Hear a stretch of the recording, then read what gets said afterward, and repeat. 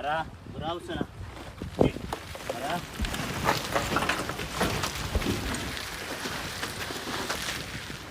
Aferin oğluma. Ara. Gel buraya bak. Gel buraya bak.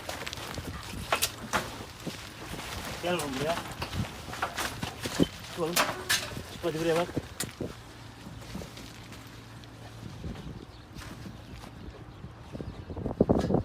Aferin oğlum. Ya bak. Burada mı oğlum? Tamam köpek buraya tepki. Hadi oğlum. Bravo sana. Köpek oraya tepki veriyor. Bir bakalım. Gel oğlum.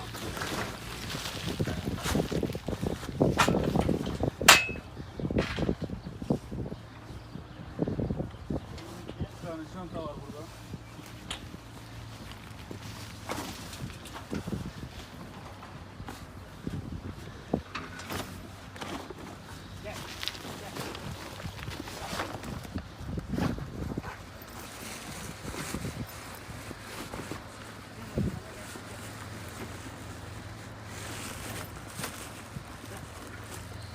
Bravo sana. Hop.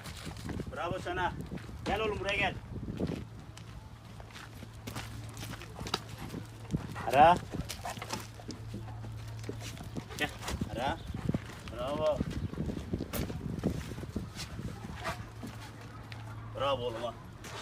Babacım buraya. Bravo sana. Ara. Aferin oğluma. Ara. Gel. Buraya gel. Çek. Buraya gel. Çek. Tamam. Aferin. Ara. Gel. Buraya gel. Aferin sana. Kaz oğlum. Kaz. Köpek buraya tepki veriyor abi. Bir bakın. Koltuğun arkasına.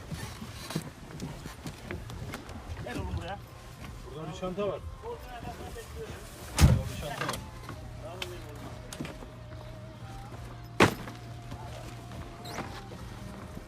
Buraya gel. Burada bir şey var.